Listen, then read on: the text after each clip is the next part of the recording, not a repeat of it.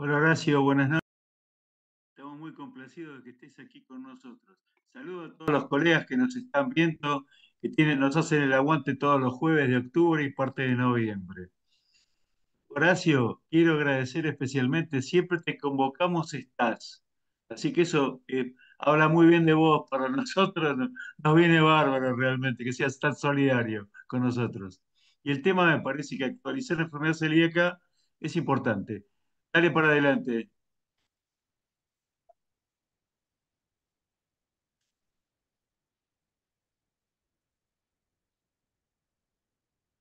no se escucha. Ahí, doctor, está muteado. Ahí le ponemos para que active. A ver. Ahí está, hola. ¿Está? Ahí sí, perfecto, Perfecto. perfecto. Perfecto. Bueno, muchas gracias primero por la invitación. Es un gusto participar. Creo que ya van como 5 o 6 veces que me invitan, así que es un gusto compartir con ustedes.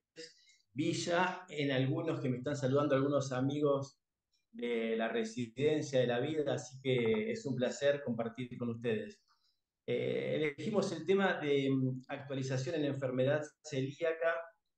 Digo actualización porque todos los pediatras manejamos y tenemos los conceptos básicos de la enfermedad celíaca, por eso vamos a hacer una actualización y a reforzar algunas cosas que a veces me encuentro que hay errores en algunos colegas. Vamos a tratar de- de mejorar eso. A ver si cambia la diapositiva.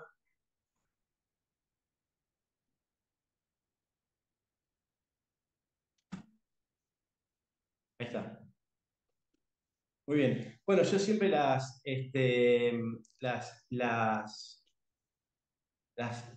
clases me gusta hablar primero sobre definición. Vamos a hablar de la definición de la enfermedad celíaca. Antiguamente siempre hablábamos que se llamaba también enteropatía por sensibilidad al gluten, que es una intolerancia intestinal permanente al gluten, principalmente a la alfa-gliadina del gluten, que produce lesiones en la mucosa en individuos que están genéticamente susceptibles. Luego, en el 2012, se introduce una definición un poco más amplia, porque se habla un poco de lo que es la fisiopatología.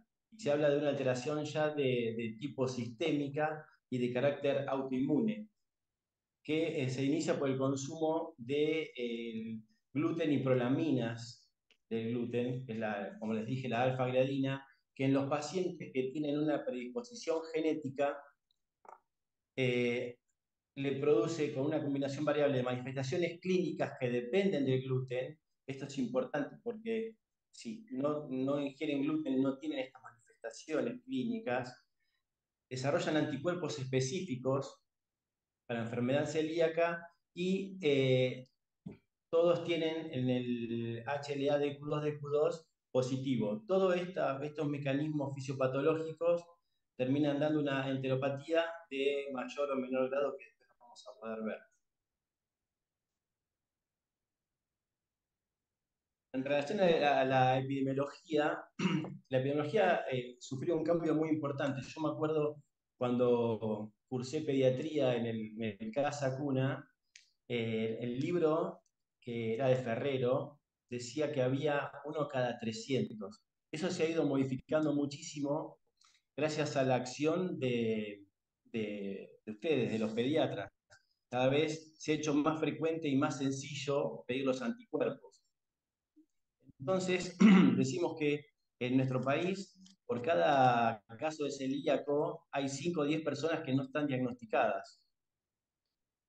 De los adultos, se calcula que hay uno cada 167, pero en la niñez la prevalencia es aún mayor, es de uno cada 79 pacientes, y eso tiene que ver con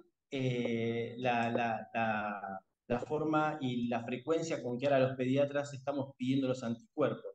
Inclusive también por la exigencia de los padres que también están mucho más informados y a veces hasta surge desde los papás el pedido de los anticuerpos. Es más frecuente en mujeres que en hombres, es de 2 a 1, y la edad de diagnóstico habitualmente es entre los 3 y los 7 años. En relación a la fisiopatología, hay que aclarar que para que se inicie el proceso patológico debe haber un contacto del gluten con la mucosa intestinal. Aclaro esto porque a veces veo que hay pacientes que les prohíben algunas cremas, algunos maquillajes. Lo importante es que eso, ni la crema, ni el maquillaje o inclusive el dentífrico, no sea ingerido por nuestro paciente. Recién ahí cuando hay contacto de las vellosidades intestinales con el gluten es que se inicia el desarrollo fisiopatológico a través de un mecanismo que mezcla un poco de inflamación y un poco de autoinmunidad. Entonces, se activan los linfocitos intraepiteliales y que por las interleuquinas, interferones, se activan los CD4 que van a determinar que las células B produzcan los anticuerpos y autoanticuerpos, que es lo que nosotros usamos en sangre, y se produzca un mecanismo inflamatorio que produce en los pacientes que están genéticamente predispuestos una enteropatía de grado variable que termina con una atrofia vellositaria y dando los síntomas del síndrome de mala absorción. ¿Cuáles son las formas clínicas de la enfermedad celíaca? Tenemos la forma clásica, que son los pacientes que tienen síntomas, tienen anticuerpo positivo y como son celíacos, el HLA por supuesto va a dar positivo y la biopsia es la positiva. Después encontramos los pacientes que tienen una forma clínica que no, nosotros le llamábamos antes la forma silente, que generalmente son los que se diagnostican por screening. Son los familiares de primer orden cuando nosotros tenemos un diagnóstico de celíaco, hacemos investigación a la familia y sugerimos investigar familiares de primer orden. Entonces, ahí encontramos muchos pacientes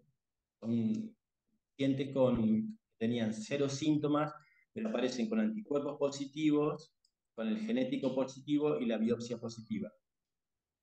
Y tenemos también las formas que se llaman formas potenciales o formas latentes, que son poco frecuentes, que pueden tener más o menos síntomas, tienen anticuerpos positivos y tienen los genéticos positivos, sin embargo la biopsia es una biopsia normal. Los chicos con biopsia normal, lo que indicamos es que sigan comiendo gluten y vamos a hacer un seguimiento con laboratorios cada 6 meses. A esto después lo vamos a hablar más específicamente. ¿Cómo es la presentación clínica del celíaco? Clásicamente se hablaba que decíamos la enfermedad de las 3D, que era diarrea, distensión y desnutrición. Hoy, por suerte, esos casos son los menos frecuentes. Hay una alta sospecha por parte del pediatra y, como les dije, la facilidad de tener a mano los anticuerpos hace que hagamos un diagnóstico más temprano. También podemos encontrar los pacientes clínicamente con alteraciones por déficits de distintas vitaminas. Podemos encontrar que tiene alteración de la curva pondoestatural, son pacientes irritables. La foto clásica que encontramos en todos los libros era el chico con el abdomen distendido, con los glúteos se llamaba en bolsa de tabaco. Muy raramente, cada vez más esporádico, vamos a encontrarnos con una crisis celíaca, que son cuadros severos, donde el paciente tiene diarrea, hipoproteinemia, hipoalbuminemia, hay edemas, hipocalcemia, hipocalemia, que a veces es muy difícil antes de hacer cualquier cosa, hay que organizar, hay que, digamos, poner a tiro todo lo que es el medio interno que se ve bastante descompensado. Es un cuadro grave. También por este síndrome de mala absorción crónica encontramos como síntomas también talla baja. A veces yo tengo por ejemplo unos mellizos que uno creció muchísimo más que el otro, a eso tenemos que estar atentos.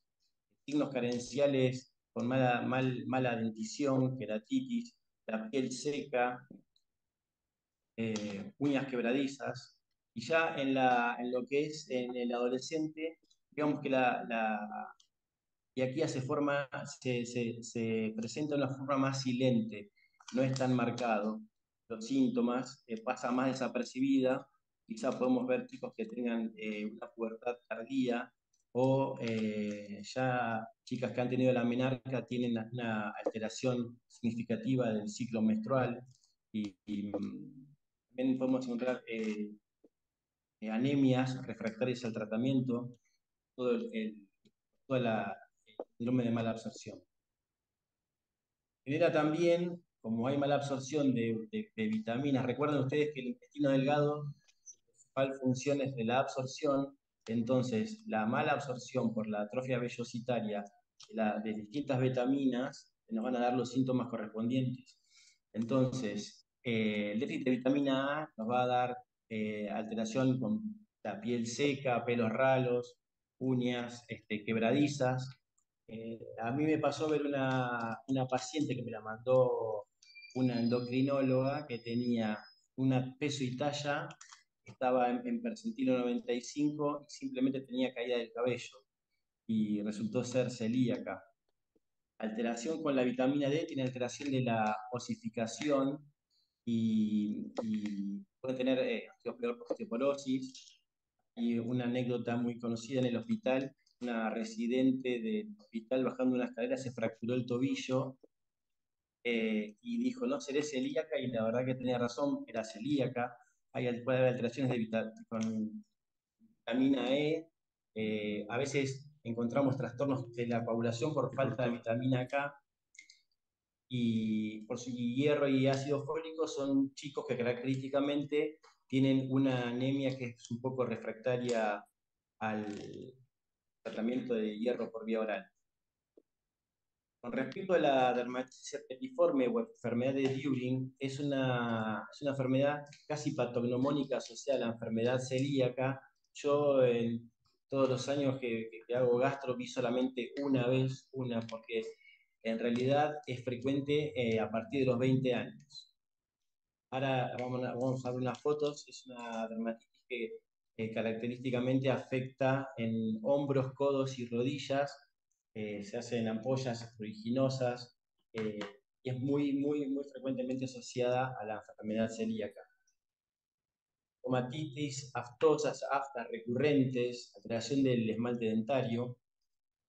Y recuerden, como les dije, que la celiaquía tiene un mecanismo autoinmune, entonces hay asociación con patologías autoinmunes. Con la tiroiditis, tenemos muchos pacientes derivados de endocrinología por hipotiroidismo asociado con celiaquía, artritis reumatoidea, enfermedad de Sjögren, y por supuesto la diabetes mellitus tipo 1 también es una enfermedad que frecuentemente se asocia con la enfermedad celíaca. En el aspecto neurológico están descritos clasificaciones cerebrales, que esto también vi una vez sola en un chiquito con síndrome de Down, y se postula también, esto no está certificado, asociación con chicos con trastornos del espectro autista. Fíjense, no sé si se ve la flechita que estoy marcando, acá están. Esta es una enfermedad de During, que es una enfermedad tipo herpetiforme.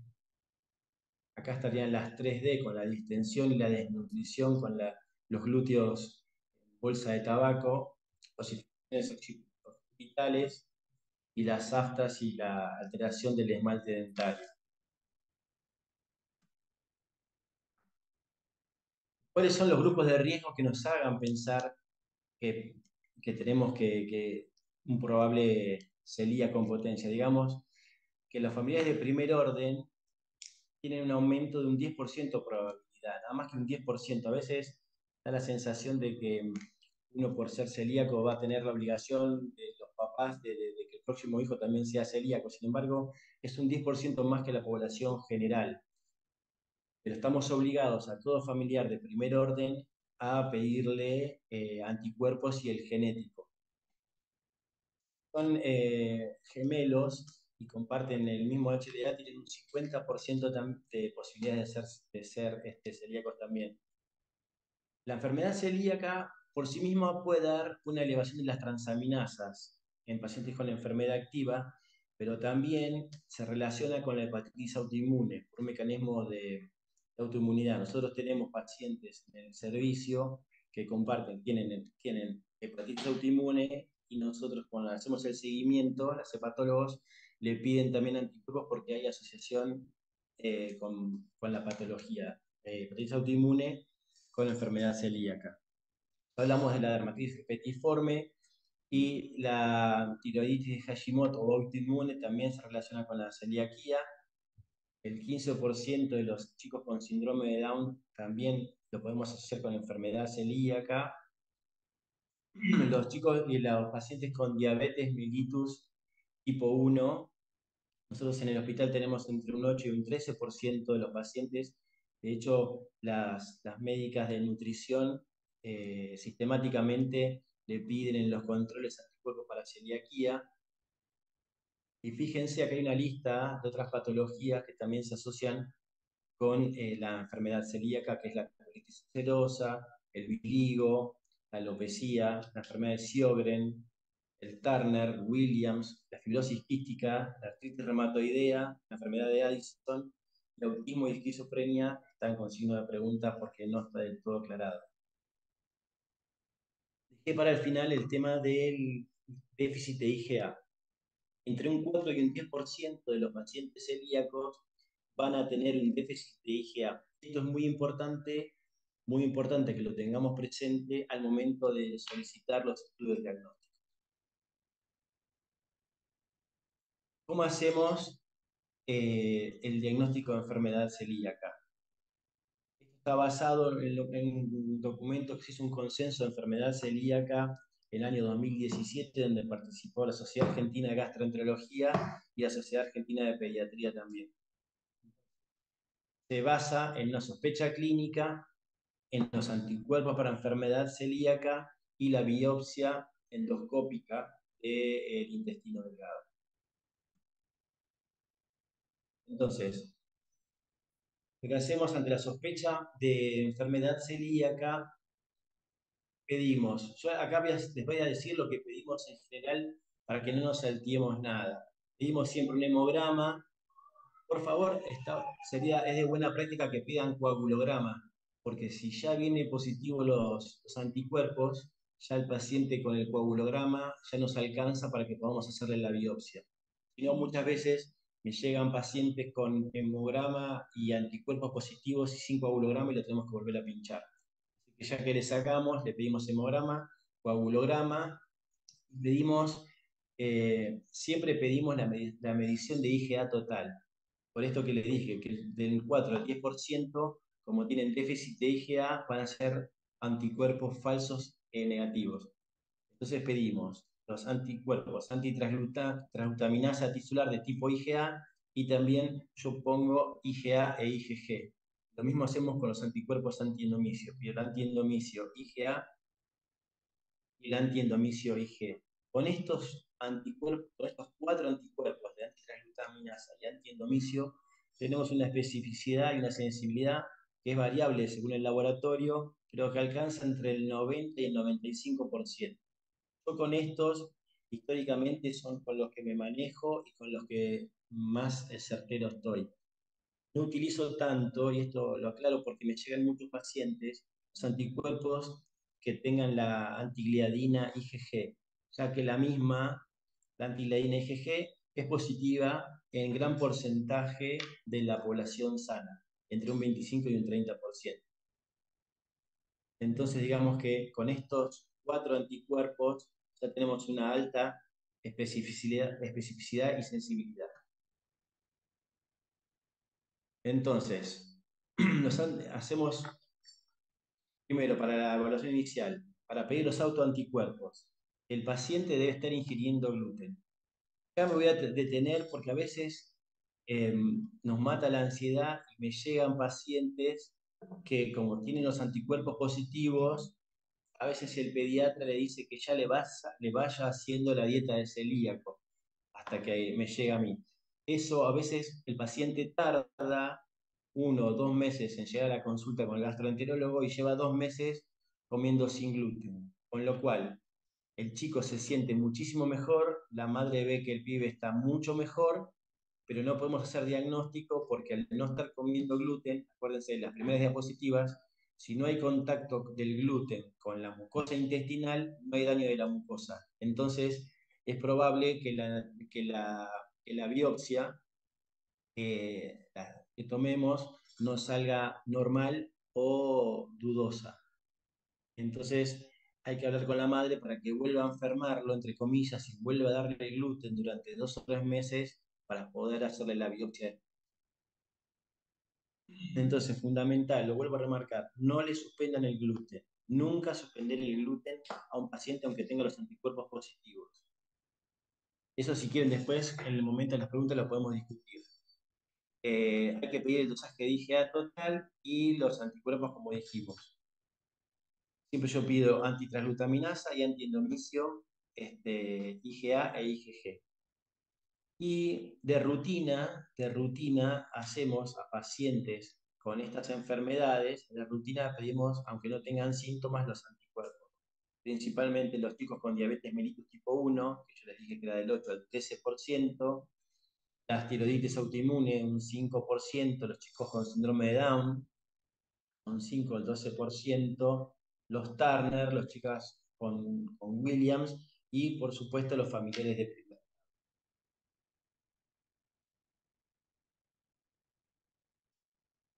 Con respecto al genético para enfermedad celíaca, quiero explicarlo claramente que no se usa para el diagnóstico inicial de la enfermedad. Todos los celíacos tienen el DQ2 o DQ8 positivo, pero muchos pacientes, muchas personas lo tienen positivo y nunca serán celíacos. Nos sirve para los casos dudosos, nos ayuda, nos arrima al diagnóstico, pero el principal valor que tiene el genético es que tiene valor predictivo negativo. ¿Qué significa esto? Significa que si el paciente tiene el HLA-DQ2 y DQ8 negativo, nunca, jamás, aunque tenga un hermano gemelo celíaco, va a poder ser celíaco, porque tiene el gen de la celiaquía negativa. Entonces, la principal función que tiene es tipificarlo para el valor predictivo negativo. Lo que yo lo utilizo mucho es en los pacientes de primer orden, porque si uno hace un seguimiento de un paciente celíaco y estudia a los hermanos y a los padres, ¿no? Si las familiares tienen el genético positivo, tenemos que hacerle controles de anticuerpo cada 2 años, porque puede la enfermedad celíaca despertar en algún momento. En cambio, si ese hermano tiene el genético negativo, no necesitamos nunca más pedirle los anticuerpos, porque está imposibilitado de padecer esta enfermedad. ¿Podría omitirse la biopsia con resultados de serología? Esto es una discusión eterna con pediatras y gastroenterólogos. Se hizo un estudio en el año 2020, que lo hizo la Sociedad Europea de Gastroenterología, Hepatología y Nutrición, y ellos, por los laboratorios que tienen, por la forma de trabajar que tienen y también por su cultura, eh, demostraron que los pacientes que tienen el antitransglutaminasa IgA 10 veces del valor de corte y los anticuerpos antiendomicio positivos con síntomas claros, estarían en condiciones de decir que esos pacientes son celíacos sin hacer la biopsia. Sin embargo, eso no ocurre en toda América. Es exclusivamente, se realizó un estudio que lo hizo la ESPAN. Yo lo pongo esto por si lo encuentran en algún lado o lo han leído, para que sepan que solamente esto lo ha hecho la Sociedad Europea de Gastroenterología. Nosotros en Argentina, por consenso de la Sociedad Argentina de Gastroenterología y la Sociedad Argentina de Pediatría, todavía para el diagnóstico de celiaquía es indispensable la realización de una biopsia. La biopsia en los pacientes pediátricos, por supuesto, se hace con anestesia general.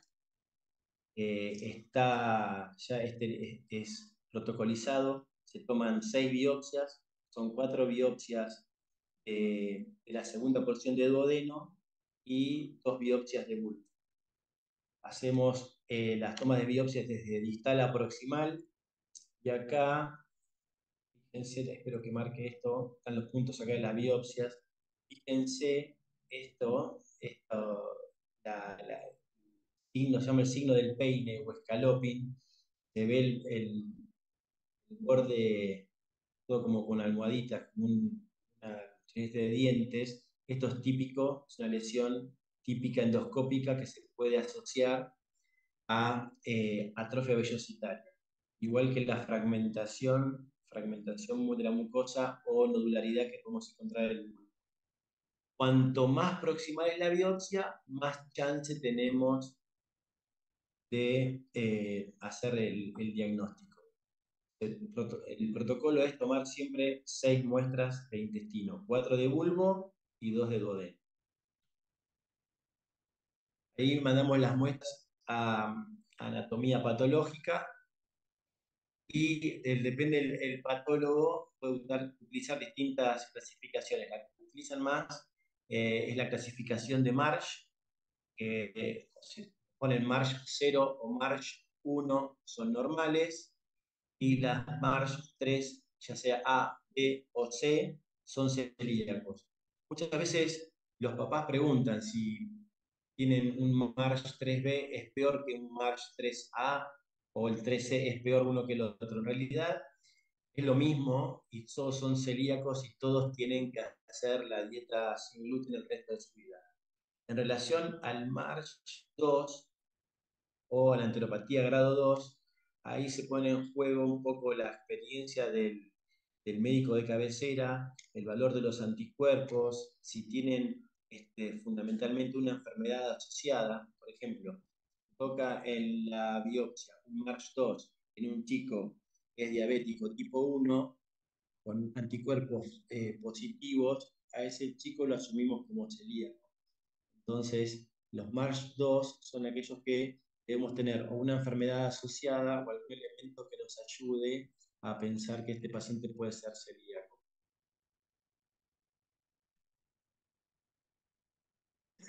¿Y por qué es importante la anatomía patológica? Fíjense la lista que hay en cada una de estas 2 columnas de la alteración de la arquitectura con linfocitos intraepiteliales, como es lo característico. El patólogo nos informa atrofia vellositaria con aumento de los linfocitos intraepiteliales e hiperplasia críptica. Eso es un recontracelíaco. Más aplanamiento es los distintos grados de atrofia. Fíjense, estas son las vellosidades, acá están las criptas, y miren, acá la vellosidad es esto, nada más en violeta, y esta es la hiperplasia críptica, la atrofia total. Entonces, el informe habitual del patólogo es alteración de la relación cripta-vellosidad con aumento de los linfocitos intraepiteliales. Pero sin embargo, es importante saber que hay un montón de otras patologías que nos puedan dar aumento de los linfocitos intraepiteliales, todas las que están en esta, como se ven en las alergias alimentarias, infecciones por Helicobacter pylori, infecciones virales o bacterianas, algunos medicamentos, la enteropatía autoinmune, inmunodeficiencias común variable, la enfermedad de Crohn, y fíjense las que puedan atrofia vellositaria, la desnutrición severa. Muchos chicos son desnutridos y van a tener atrofia vellositaria. Eso no es, el diagnóstico va a depender mucho de lo que nos diga el patólogo, a ver si hay o no inflamación. Infecciones parasitarias, gastroenteritis eosinofílica, enteropatía autoinmune, o sea, que es muy importante y la base del diagnóstico es lo que nos informa el patólogo. Entonces, ante una sospecha clínica de celiaquía, lo que hacemos siempre es pedir los anticuerpos, acuérdense, hemograma con coagulograma y los anticuerpos. Si son, digamos, los anticuerpos son negativos, el diagnóstico queda excluido, y si alguno es positivo, va a la biopsia intestinal. Y si tenemos serología y biopsia positiva, estamos ante un enfermo celíaco. Tenemos serología y con biopsia negativa, el paciente es excluido. Y cuando tenemos serología positiva y biopsia negativa, son esos pacientes que dijimos que eran las formas latentes. Buscar diagnósticos diferenciales, podemos apoyarnos en un test genético, o hacer un seguimiento a 6 meses a través del laboratorio y de los anticuerpos. Tengo una paciente en el hospital que era una chica diabética, porque esto lo más lo vi en los diabéticos, que no tenía clínica, pero tenía anticuerpos positivos y la biopsia nos daba normal. Recién en la cuarta o quinta endoscopía apareció la enteropatía, grado 3. Bueno, el tratamiento de la enfermedad celíaca, hay un médico muy conocido que decía: nos tomamos 10 minutos para hablar con una familia y explicarle que tienen que hacer una dieta para los próximos 100 años. El tratamiento es sin TAC, es una dieta sin trigo, avena, cebada y centeno, es una dieta que es de por vida y, por supuesto, no tiene ningún permitido, digamos. Hay una lista, no sé si después comparten la clase con ustedes, pero los alimentos que son aptos para celíacos, hay un montón hoy por hoy de páginas y de organizaciones que ayudan. Es mucho más frecuente que hace algunos años.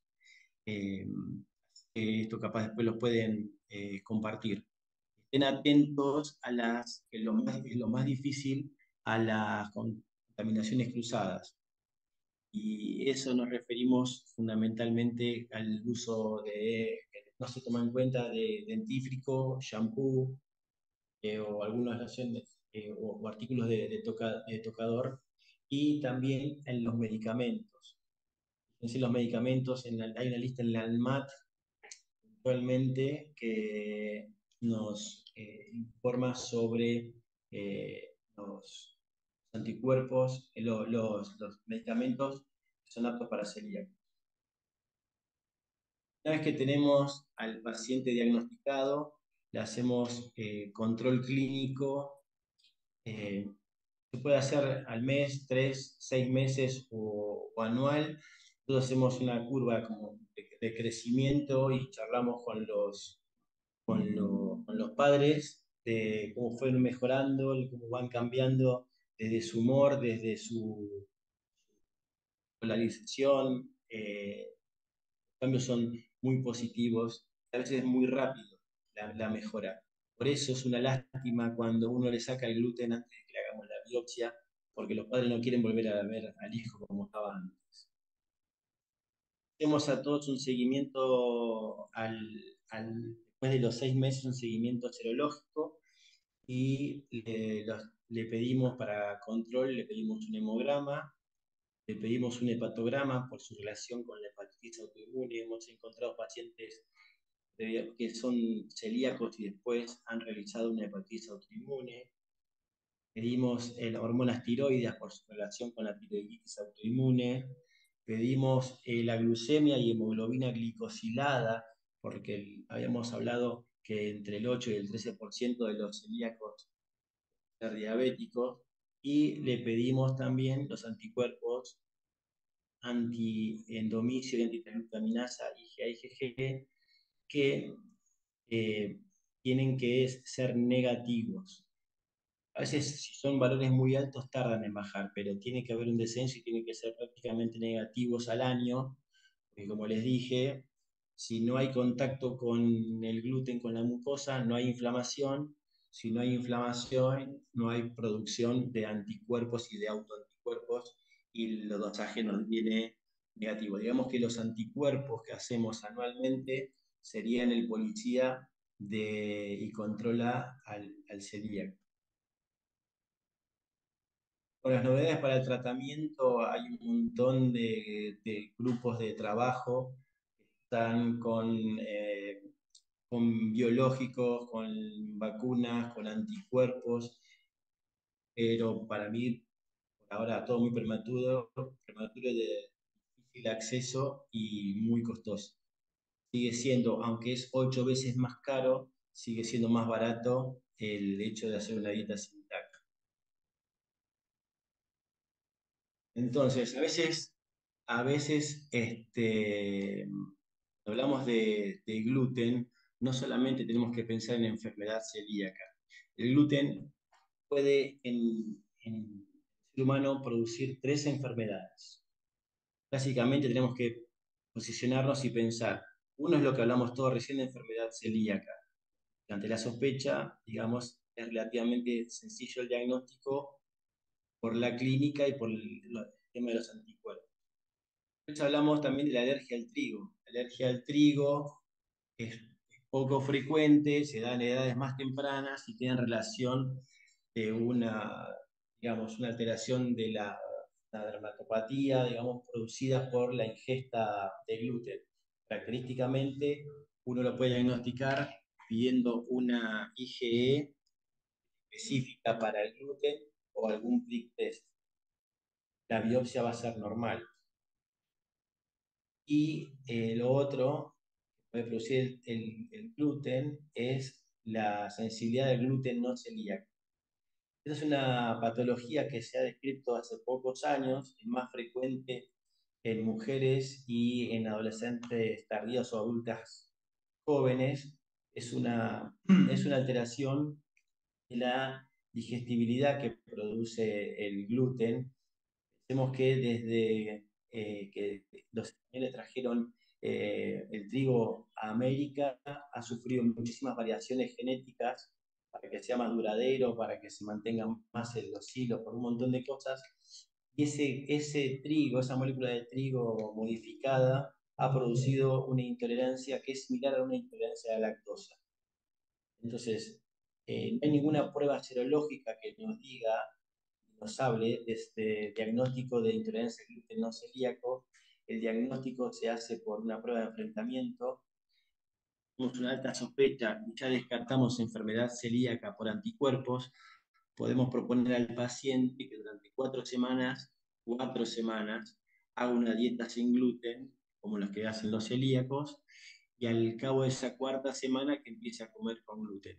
Si los síntomas son dispepsia, distensión, diarrea, dolor abdominal, etcétera, aparecen y desaparecen cuando uno saca el gluten, estaríamos en condiciones de diagnosticar un paciente con sensibilidad al gluten no celíaco.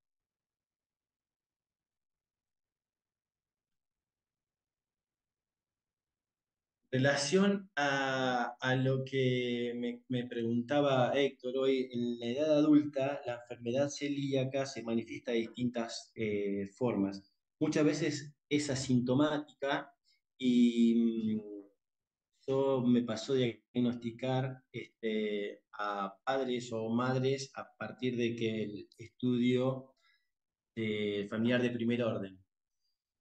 En los adultos y muchas veces pues me dicen que ellos estaban siendo seguidos con sospecha de colon irritable. Es lo que más cuesta diferenciar. El diagnóstico diferencial que tienen los adultos celíacos es con el colon irritable. Hoy también con el tema del SIBO también se puede asumen como con SIBO positivo y no los estudian como celíacos, o anemia refractaria del tratamiento, porque también en mujeres puede dar esterilidad, infertilidad.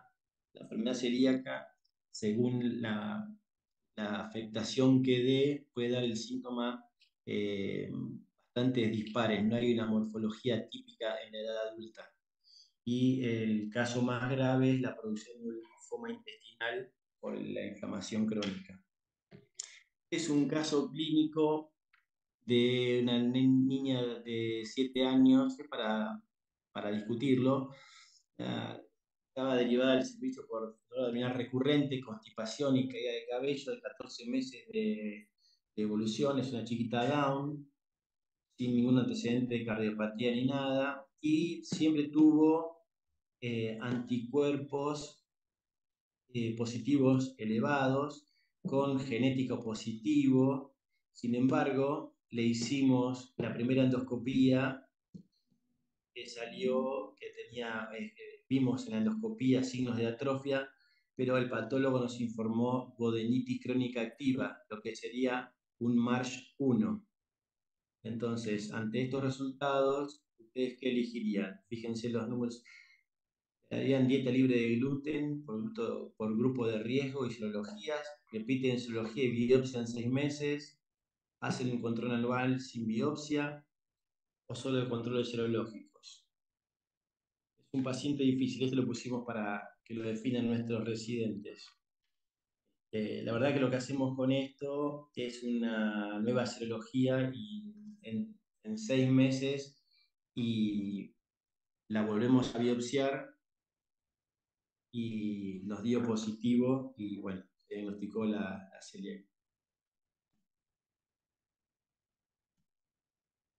Un momento de preguntas, quieren, preguntamos, estamos hablando de lo que quieran. Parte del equipo de gastro del servicio de Casa Cuna.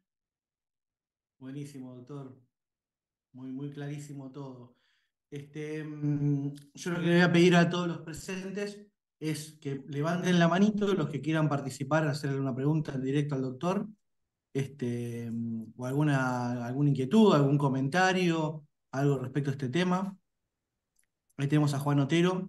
Doctor, ya puede habilitar el micrófono. ¿Cómo le va? Buenas noches, gracias por la invitación y por la posibilidad.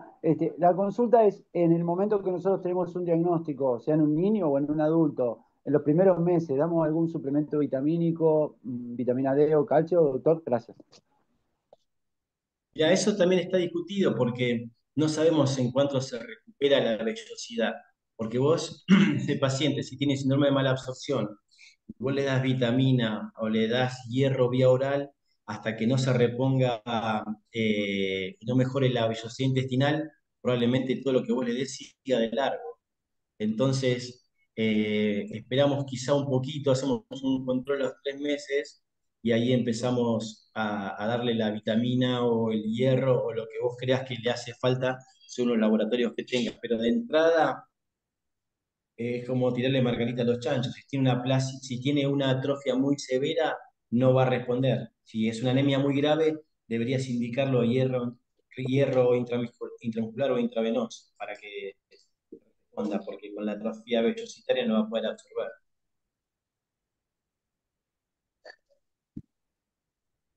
Excelente, bueno, me imagino que quedó respondida la pregunta. Acá hay una pregunta que me parece que es recurrente, que están preguntando tanto la doctora Rodríguez, dicen los controles del mes 1, 3 y 6 se solicitan AC. ¿Qué será AC, doctor? Anticuerpos, anticuerpos. Ah, No, tan temprano no. Los primeros, mirá, el primer control del primer mes es un control más que nada social.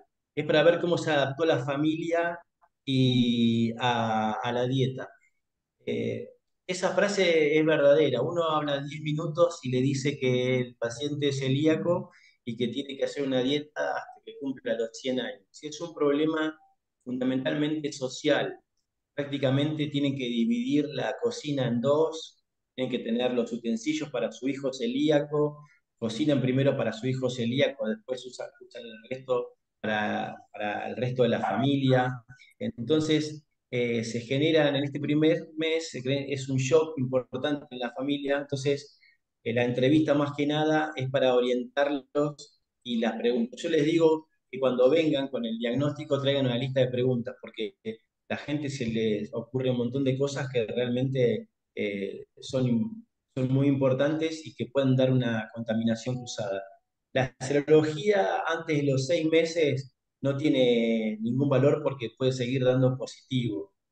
Siempre esperamos entre los 9 meses y el año para hacer el control serológico. Ahora, si ustedes, como decíamos el otro caso, es un chico con una anemia severa y le dieron hierro por vía endovenosa o intramuscular y quieren ver, sirve para ver la evolución de su anemia o a veces alguna hepatopatía, una elevación de las transaminasas si mejora con la dieta, que eso a veces lo vemos, pero el control serológico no se lo pedimos antes de los 9 meses. Excelente. La doctora La Mesa pregunta, ¿qué laboratorio nutricional solicitan? Depende, mira, eso depende del momento que vos lo diagnosticás, que en el momento que vos lo diagnosticás, la clínica que tiene. Hay chicos, como hablamos ahí, al pasar de lo que es una crisis celíaca, esos chicos tienen hipoalbuminemia. A veces son chicos que tienen con albúmina de 1,8 y están con edemas, entonces eso se modifica. Pero hoy por hoy, gracias al diagnóstico presuntivo mucho más frecuente que antaño, este, la parte nutricional no está muy tocada y rápidamente mejoran. Lo que hacen los chicos celíacos cuando empiezan con la dieta sin TAC es rápidamente recuperan el peso, mejoran el peso y después la estatura. Pero la respuesta es bastante rápida. Por eso muchas veces cuando le sacan el gluten sin la biopsia, yo insisto con esto porque es lo que más veo y me da lástima, porque nos llegan los pacientes ya con dietas sin gluten, súper mejorados, mamá feliz y no puedo hacer el diagnóstico de certeza. Para hacer el certificado que el paciente es celíaco necesito tener la biopsia, el número de protocolo y todo eso. Entonces es fundamental que el paciente concurra al gastroenterólogo todavía consumiendo gluten, aunque tenga anticuerpos de 600 o de 1000 o el número que sea. Horacio, Sí. a los neuropediatras nos llegan pacientes con trastorno del espectro autista que vienen haciendo una dieta sin gluten, porque se le indicaron. Sí. Yo creo que el paciente con TEA obedece a las generales de la ley, tiene que pasar por los anticuerpos, por todo lo que contaste, antes de tomar una decisión de sacar el gluten, porque sí. Mira, nosotros en lo que es neurología en el hospital, a los pacientes con TEA o con algún trastorno general del desarrollo, no tienen como práctica sacarle el gluten. Yo sé que hay Claro. una escuela de neurología que sí le sacan el gluten, Exacto, exacto. le dan un antimicótico Sí. y le sacan la leche también y todo. No sé la base científica, no la leí, pero el servicio de neurología del hospital no lo hacen. Hay gente que lo Bárbaro, hace, bárbaro, pero correcto. Gracias, no, gracias. no Es está bueno incluido. aclararlo. Horacio, para definir totalmente, lo que pedimos entonces es antitransglutaminasia IgA, IgG y antiendomicio IgA, IgG, ¿no es cierto? Eso más una IgA total, por ese porcentaje que puedes tener paciente con déficit de IgA, que en los celíacos el 10% tiene eso, y ya que lo pinchan, que le saquen hemograma y coagulograma. Con esos Exactamente. resultados, ese chico, si viene con anticuerpos positivos, con hemograma y coagulograma, le hacemos el electro y le hacemos la endoscopía enseguida. Perfecto.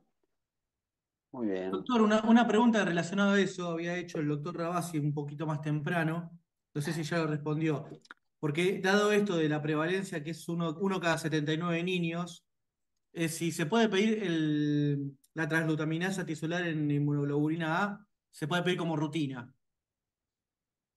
Yo creo que parte después de eso es una decisión propia del pediatra, porque ahora es mucho más fácil. Como les dije, yo cuando empecé gastro era uno en 300 y la población es la misma. Lo que apuntaron, lo que mejoró es la puntería del pediatra y el laboratorio, que es mucho más fácil pedir anticuerpos para enfermedad celíaca y es mucho más certero que antes. A mí me llega ante la sospecha Una patología muy frecuente del consultorio del gastroenterólogo es el dolor abdominal recurrente, por ejemplo. La mayoría de los pacientes que son derivados a mi consultorio por dolor abdominal recurrente le han pedido anticuerpos para celiaquía. Ya no se le olvida a nadie eso. Entonces, la pesquisa va a ser mucho más sencilla. Y ahí aparecen, el dolor abdominal recurrente es una de las causas con las cuales aparecen los pacientes, y otra, que no lo dije, menos mal que me acuerdo ahora, es la constipación. El 30% de los chicos constipados pueden ser, o sea, el celíaco, mejor dicho, tiene la constipación como una forma de presentación clínica. El 25% de los celíacos o 30% se presenta con constipación. Así que atenti con el constipado que tiene distensión abdominal y tiene falla en el crecimiento. Doctor, Horacio, habla un poquito de SIBO, sobre crecimiento bacteriano, por favor. Se van a enojar los gastroenterólogos de adultos. Sí, El SIBO tiene, todos los que vienen tienen positivo el SIBO, el 80% de los papás, yo en pediatría no lo pido, ¿viste? Porque no lo hacemos habitualmente. Yo por lo menos no lo hago. Pero los padres que vienen acá, a veces muchos tienen el SIBO positivo y se da refaximina, y la realidad es que a veces se mezclan los síntomas del adulto que toma leche y tiene una intolerancia a la lactosa ya por ser adulto, o una intolerancia, una sensibilidad al gluten no celíaco. El tema del SIBO, si te da positivo, hay que tratarlo, pero yo lo que veo es que el 80% lo da positivo. Yo no hago ese estudio, chicos. No lo hago, no lo sé. ¿cómo se excelente. diagnostica el SIBO? Hacen un test del aire expirado Ahí y gira. ven cómo se modifica, qué sé yo, pero no lo hacemos. Yo, chicos, no lo hago y no. Claro, No claro, sé, no me parece existe. una enfermedad súper frecuente en los últimos 5 años. Es rarísimo, antes no lo tenía nadie y vivían Claro, todos, no sé.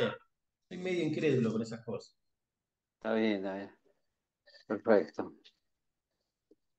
Bueno, ahora vamos a buscar alguna preguntita más.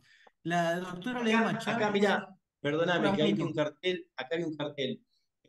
Los anticuerpos, los que quieran pedir los anticuerpos de rutina en la población general, háganlo después de un año de contacto del paciente con el gluten. Por ejemplo, nosotros tenemos un chico que es celíaco y nace un hermanito. A ese hermanito no le pedimos anticuerpos hasta que no hace un año que empezó a comer gluten. ¿Entiende? Por ejemplo, actualmente en los pediatras indicamos empezar con vitina y fideitos al sexto o séptimo mes. No pedimos algo que sean síntomas muy marcados, anticuerpos para celiaquía antes del año y medio de vida. Ahí, cuando ya va un año o más de un año del hermano que es celíaco, le pedimos al año y medio, 2 años, le pedimos anticuerpos y le pedimos el genético. Acuérdense de poder pedir el genético. Si el genético le da negativo, a ese hermanito no lo jorobamos más. Nosotros en el hospital, el paciente más joven diagnosticado de enfermedad celíaca tenía 11 meses, pero no lo podíamos creer hasta que apareció la abuela, y cuando el nene lloraba, tenía 2 meses, lo calmaba con galleta marinera. Le hacía chupar galleta marinera, así que el chico tomó contacto con el gluten a los 2 meses. Y a los 11 meses hizo casi una crisis celíaca. Qué bárbaro. Doctor, la doctora Ledesma Chávez lo que preguntaba era porque yo cuando hizo hace un ratito el caso este clínico del niño de Sí, grado 1, dice que lo sí. ideal, lo que había comentado usted era que había que repetirle la biopsia a los 6 meses. Pero Sí. ¿sería lo ideal para el niño hacérselo? Lo que pasa es que para el diagnóstico, como les dije antes, en toda América es mandataria la biopsia. O sea, vos para tener el diagnóstico de certeza de enfermedad celíaca tenés que tener una biopsia que lo documente. Entonces, se sacan 6 biopsias. Es muy difícil que un patólogo en las 6 biopsias te informe que es una duodenitis inespecífica o una duodenitis crónica. A veces nos pasa que hacemos 6 biopsias y en 4 nos dicen hiperplasia de la glándula de Brunner y en las 2 de bulbo nos sale enteropatía grado 3. Ese paciente es un celíaco, pero si vos de 6 biopsias tenés 6 biopsias normales, es una forma de enfermedad celíaca latente y es un seguimiento. No es que estás ante un pibe con una crisis celíaca, la nena era eutrófica y le haces un seguimiento en 6 meses. Hoy por hoy, la endoscopía con anestesia general es un procedimiento que en quirófano son 15 minutos. Bien. Bueno, hay algunas preguntitas que ya fue usted respondiéndolas. Acá hay una que dice, de vuelta el doctor Rabasi, gracias. La avena, si se garantiza que no hay contaminación cruzada, ¿puede ser consumida? Ahora hay una avena nueva que salió, que no sé qué procedimiento le hacen, pero es, es muy difícil. A mí me cuesta mucho decir que pueden comer avena. Yo diría que no. Yo diría que no, porque es, eh, es muy difícil, cuesta mucho normalizar las vellosidades y es muy fácil aplanarlas porque la inflamación con el gluten es muy rápida.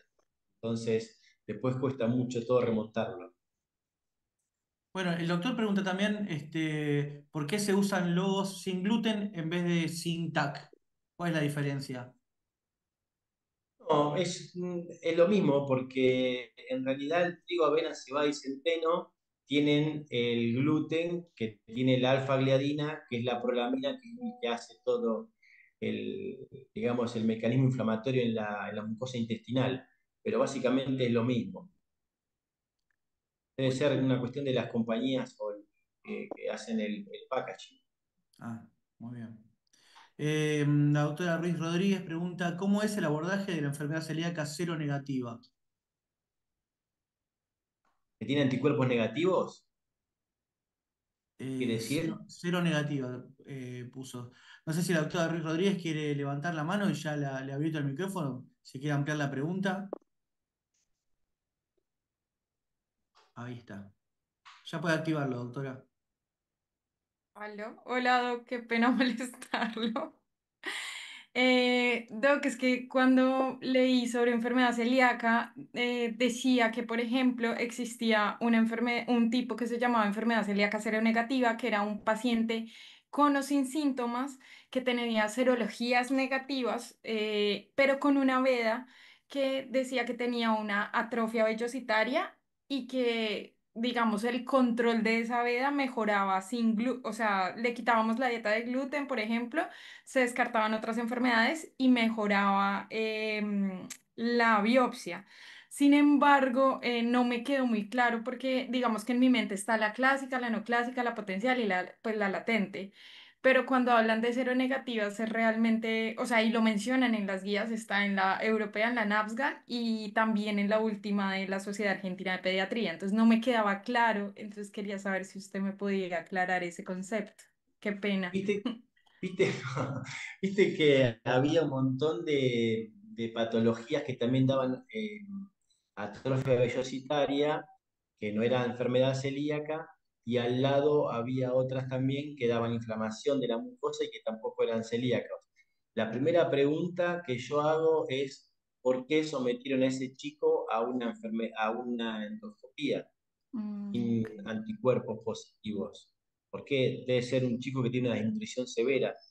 De ahí, porque si no, porque vos sospechás enfermedad celíaca y tiene anticuerpos negativos. ¿Y por qué insistís con la biopsia? Evidentemente porque el paciente no mejora a partir de alimentación con gluten. Entonces vos le haces una biopsia y ahí hay que ver lo que te informa el patólogo. Tiene que informarte para decir que es una celiaquía, no solamente el aplanamiento vellositario, tiene que tener hiperplasia de las glándulas y tener que tener linfocitos intraepiteliales para que te sea un celíaco cero negativo.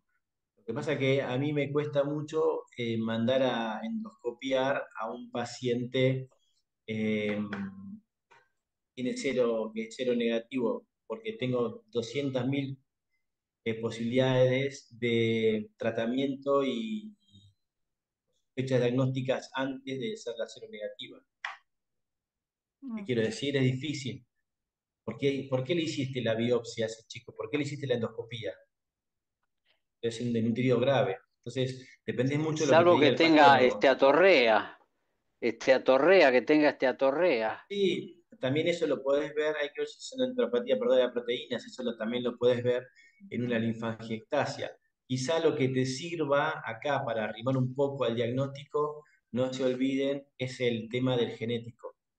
Entonces Listo. vos le pedís el genético y si el genético te da positivo, la biopsia, el patólogo te informa que es un celíaco, una enteropatía 3 o 4 que el tipo es una persona que lo vio bien, y bueno, ahí tenías una cero negativa.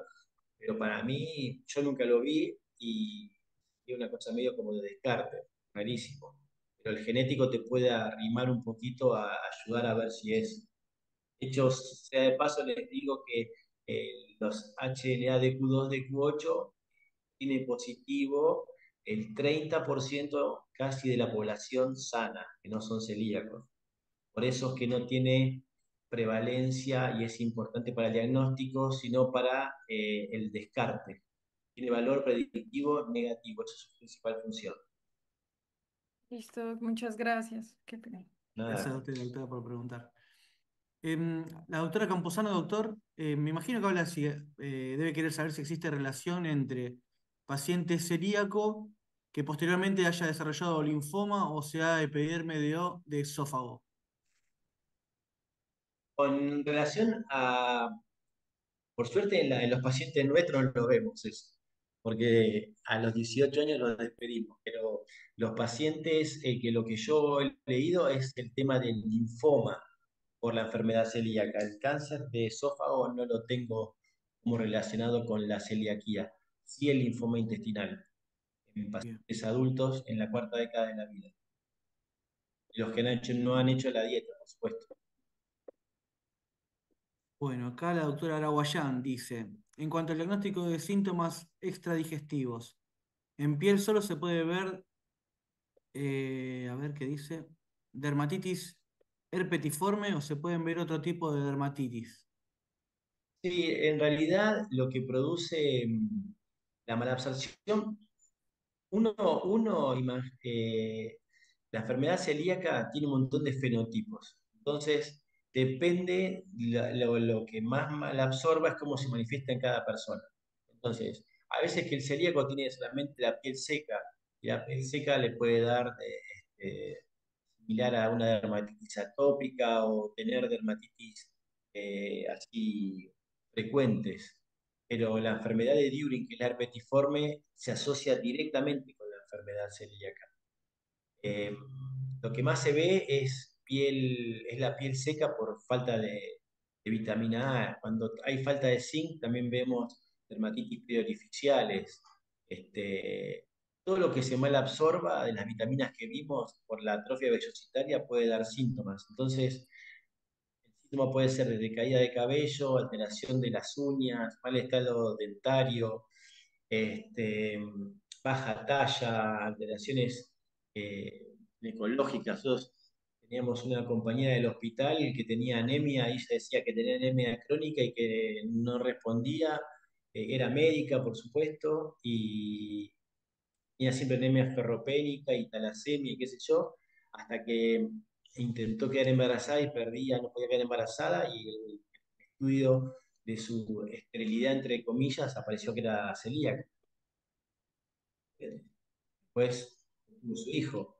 Por eso, la celiaquía puede manifestarse de un montón de formas y si uno espera que el celíaco sea el flaquito panzón, ya llegó muy tarde, porque hay muchos asintomáticos que tienen una determinada expresión de la enfermedad que son bastante atípicos. Yo les cuento, en el hospital me pasó diagnosticar a un chico celíaco y le pregunto a la madre si tenía más hijos, me dijo que eran 3 más. Lo cuento siempre porque vino la madre con los 3 hijos, y así de costadito, pasa el primero flaquito y le dio todo negativo, pasó otro flaquito, también negativo, y pasó la tercera, la última, la hija, que tenía 13 años, medía 1,55 y pesaba 85 kilos. Entonces, yo pensé, si le da positivo, me voy dando vuelta a Carnero hasta Banfield. Y bueno, y tuve que ir dando vuelta a Carnero hasta Banfield porque le dio positivo los anticuerpos y tuvo una enteropatía grado 4. Y la nena, con unos 55 y 85 kilos, no entraba en la camilla, hubo que hacerle la endoscopía en la camilla de traslado. Y era la única con sobrepeso. Eso, la enfermedad celíaca, el secreto está en lo que están haciendo los pediatras para el diagnóstico, que ante la sospecha lo piden. Entonces eso favoreció muchísimo. Tengo también para contarles una familia amiga mía que la mamá de los chicos tiene enfermedad de Sjögren, que se asocia con la celiaquía, y el hijo únicamente tenía vómitos y el nene jugaba de pilar al rugby en un club de acá de Lomas. Así que era un gigante el pibe, y tenía vómitos. Como eran amigos, le pedí los anticuerpos y me vino positivo. Investigué a los hermanos y tenía una hermana muy flaquita que era negativa y otra hermana también así media corpulenta que también le dio positivo y eran los dos más grandotes, eran los dos celíacos. Por eso, esperar al flaquito panzón con diarrea es llegar tarde al momento del diagnóstico. Gracias, doctor. Juan Otero, le habilitamos el micrófono. Gracias, creo que ahí me escuchan por la exposición, muy claro todo. Está bueno eso de desmitificar que solo el flaquito con panza va a ser celíaco, ¿no? Por los casos que dio, Doc. Una consulta, Sí. en algún momento hablaron del SIBO y el tratamiento con rifaximina. ¿Podrían dar 2 o 3 palabritas sobre eso, si no jodo? Y muchas gracias, yo ya no molesto más. No molesta. Escúchame, nosotros usamos la rifaximina de 500 en los adolescentes que vienen con eso positivo. En el hospital no lo hacemos y se hace un comprimido cada 8 horas durante 2 semanas. Este, pero Bien, no tengo tanta experiencia como para hablarte porque no son pacientes. El SIBO más que nada es de solicitud del paciente adulto en gastroenterología. Nosotros, si vamos a hablar primero de alguna intolerancia alimentaria, nos abocamos más a pensar en una intolerancia a la lactosa o una intolerancia al exceso de hidratos de carbono o incluso una intolerancia al gluten, pero no pedimos el test del SIB. bien, No tengo experiencia con clarísimo, eso. clarísimo, clarísimo. Bien, clarísimo. Un abrazo. Buenísimo. Gracias, doctor Otero. Bueno, le habilitamos ahora el micrófono a la doctora Sánchez. Sí, buenas noches. ¿Me escuchan? Sí, sí, sí. Yo, algo personal en parte, porque tengo un sobrino de 11 años con síndrome de Down. En abril le habían hecho los análisis de control, porque venía con antitransglutaminasa negativos. Le pidieron IgA que era normal. En las hormonas tiroideas aparece una TSH elevada, así que lo asumen como hipotiroideo, empieza con T4. Y en ese momento le pidieron la IgA total, que era normal, e IgA, IgG antigliadina, nada más. En junio hace el debut diabético. Todavía tiene una diabetes no del todo compensada. La pregunta sería, ¿en cuánto tiempo se vuelve a repetir los anticuerpos? ¿Si haría o no biopsia o si se pasaría al genético en ese caso? Mirá, yo le haría el control porque para mí es mucho más peligroso el tema de su diabetes que está Sí, ahí al borde que otra cosa. Así que seguramente las médicas del servicio de nutrición estarán haciendo el laboratorio y hemoglobina glicosilada bastante cerquita. Yo con sí, relación a sí, la celiaquía, ya que le sacan sangre, se lo pediría cada 6 meses. Cuando uno sí. tiene un paciente con síndrome de Down, que tiene hipotiroidismo y que tiene diabetes, la celiaquía yo creo que es cuestión de esperar porque la va a terminar desarrollando en algún momento. Pero En ese momento, ¿Le haría biopsia Sí, también o le haría genético? siempre. Ah, Si el genético me da positivo, acuérdense, el genético no hace el diagnóstico y mm, el 30% de la gente tiene el genético positivo. El diagnóstico de enfermedad celíaca para toda América es con el resultado de la biopsia. Ahí muchísimas uno puede gracias. decir que es celíaco. Muchísimas gracias. Horacio, Sí, ¿viste que dijo que le hicieron antigliadina nada más? No le hicieron bien el diagnóstico, no completaron los anticuerpos. no, pero le Uno va debe haber armando dado, el diagnóstico. no, pero le debe haber dado negativo, porque si no lo hubiesen biopsiado, como hubiese dicho la doctora. Calculo que la antigliadina, IgA, IgG, son los primeros que se describieron que son del siglo pasado, de los años 60, 70. Por eso, Y el tiene que hacerle antitransglutaminasa y tiene que hacerle antiendomicio. No hicieron bien claro, el screening que vos dijiste, un hemograma, IgA. Tienen que hacer eso sí, para certificar. claro, eso, pues Y después, seguramente hay que ver, también hay que ver con qué laboratorio vos contás, ¿viste? Porque a veces uno, estando acá en Buenos Aires, tenés una posibilidad y el genético es una posibilidad cierta, y en otros lados no es tan sencillo hacerlo, ¿viste?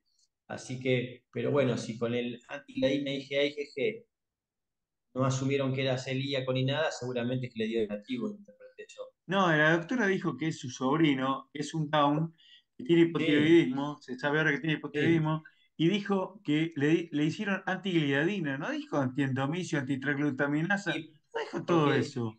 y porque se lo ha pedido capaz que gente más antigua, no sé. Claro, claro, hay que Tenía, certificar primero si tiene anticuerpos positivos, eso te da la posibilidad te dice hacer nomás la biopsia para certificar, ¿no? Sí, Faltan sí, por cosas eso. ahí. ¿Qué? Yo porque la doctora debe estar escuchando. sí, eh, sí. Le habían hecho anteriormente antitransglutaminasa, que Ah, había sido negativo. Pero Claro. estos antigliadina de este año, junto con esto del diagnóstico de hipotiroidismo, habían sido positivo débil, si se quiere. Ah, no Pero tiene valor eso. No. como El vino anti, claro, no. como vino no. todo lo otro casi junto, es como que dijeron, bueno, puede ser un falso positivo, pero no le pidieron este año antitransglutaminasa y antiendomicio. No, el antigliadina IgG también es positivo en muchas personas, Claro. como el Claro. péptido de gliadina IgG. Nosotros, a principios de los años de este siglo, digamos, salió el péptido diaminado de gliadina, conocido como DPG. Y eso cuando salió decían que era la panacea para el diagnóstico de celiaquía, el seguimiento, etcétera. La realidad es que los primeros 7 pacientes que tuvimos nosotros con anticuerpos antiendomicio y antitransglutaminasa negativos y DPG positivos los biopsiamos. Y los primeros 7 biopsiados nos dieron biopsias normales. Que nosotros en el hospital sostenemos el antiendomicio, IgA-IgG, antitransglutaminasa, IgA-IgG, y con eso tenemos una sensibilidad y especificidad entre el 90 y el 95%. Claro. Listo, gracias. De nada. Gracias a usted, doctora. Le habilitamos el micrófono a la doctora Ruiz Rodríguez. No, qué pena. Las últimas dos preguntas, lo prometo. La primera es, ¿los anticuerpos transglutaminasa es preferible para diagnóstico y seguimiento por ELISA o por quimioluminiscencia? Y la segunda es que decía que los pacientes con diabetes tipo 1 en el primer año tienen una tormenta inmunitaria y pueden tener falsos positivos de anticuerpos transglutaminasa. Entonces, digamos, si yo algún día pues se llega a ser gastroenterólogo, yo cómo pongo como, o sea, eso cuándo lo tomo significativo y cuál sería el siguiente paso para el abordaje diagnóstico. Y ya. Excelente, Mónica. Lo iba a decir justamente eso, ahora la tormenta inmunológica del diabético recién diagnosticado puede darte anticuerpos positivos que son falsos positivos. En realidad, o es una forma latente, que tenés anticuerpos positivos, pero la biopsia te da negativa. Nos pasa a veces. Por eso, en nuestro hospital, las nutricionistas, las médicas de nutrición, le piden rutinariamente los anticuerpos a los chicos diabéticos después de 6 meses de realizado el diagnóstico, habitualmente, porque tienen ese periodo de espera para que digamos que haya menos efervescencia inmunológica. Y con respecto a cuál usamos el ELISA. Es importante que vos puedas tener el ELISA o sea, puedas titular el valor de la celiaquía, de los anticuerpos. Es lo mismo tener 600 que 60 de positivo que 6000. Entonces, fíjate que inclusive los europeos utilizan la titulación de los anticuerpos y para ellos darlo como positivo y no biopsiar, tienen que multiplicarlo por 10 el valor de corte. Por ejemplo, quiero decir esto, si vos el valor de corte tenés 20 y te da de celiaquía la antitransglutaminasa, te da 18 o 17, tenés que considerarlo normal. Tenés 200, lo tenés por 10 veces el valor de corte. Eso sería significativo en Europa. Nosotros acá, eso no nos importa porque son distintos sets de diagnóstico, distintas técnicas, y todos los pacientes que queremos saber si son o no son celíacos, hay que dejarlos con gluten hasta hacer la biopsia. Muy bien, doctor. La doctora Trofino hace un comentario. Dice, tengo una paciente con síndrome de Poland y celiaquía. No sé si usted ha visto alguna relación entre estas dos enfermedades. No, no vi. Yo tampoco, Horacio.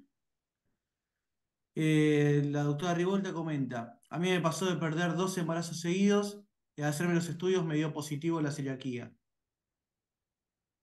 Tal cual como nuestra compañera del hospital.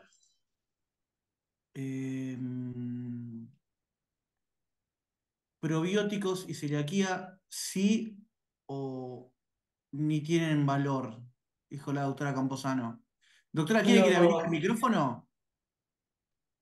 Y a Camposano, por favor, que le habiliten el Sí, Camposano micrófono. la queremos. La Queremos queremos, la verla. queremos. Eh, Levante la manito, doctora, así lo ubico. no, que aparezca, que aparezca. Queremos que hable. Algunas preguntas.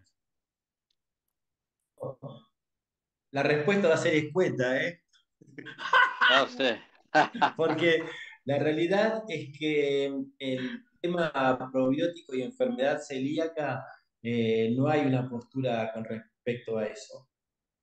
Porque vos no estás hablando de una alteración de la microbiota, sino que estás hablando de una alteración estructural de la vellosidad y de la estructura funcional del intestino. No tiene que ver la microbiota el intestino delgado. O sea, no usamos nada de probióticos.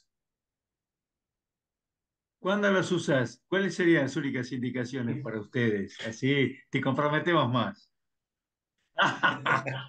Dale, Yo dale. los probióticos no los utilizo prácticamente. No los utilizo.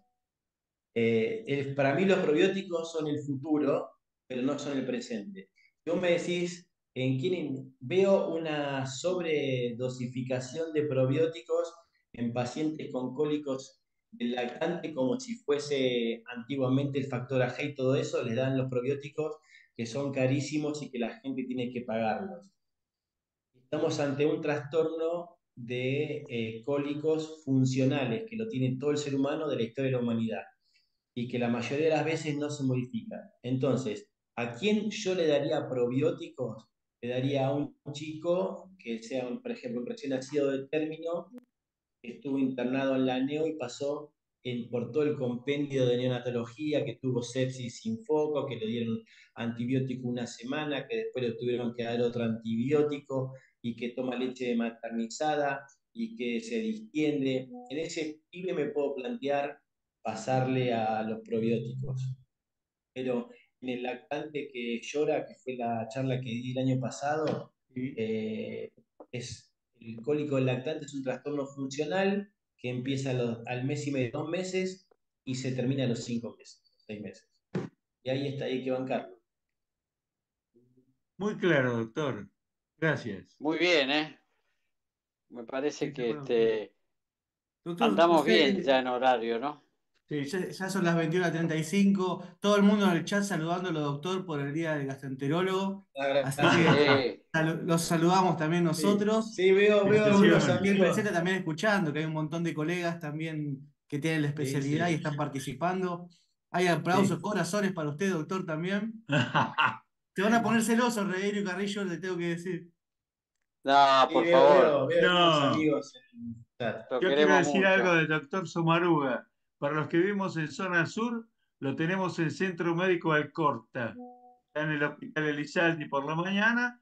Después lo podemos ubicar en Temperley, en el Centro Médico Alcorta. Googleenlo y ya van a saber dónde queda. Muy Gracias. bien. Bueno, Horacio, te agradecemos muchísimo. Ha sido una charla, como siempre, muy útil, muy clara, ¿eh? Práctica, muy Bueno, clara. me alegro.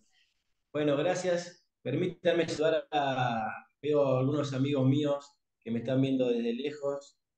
Así que besos a todos y gracias por estar siempre. Gracias, doctor. Gracias, doctor. Amigos, Bueno. colegas, los esperamos el jueves que viene. Un abrazo a todos. Buen fin de. Gracias. Abrazo. Los saludos para todos. Gracias por participar. Gracias. Chau. Chao, buenas noches.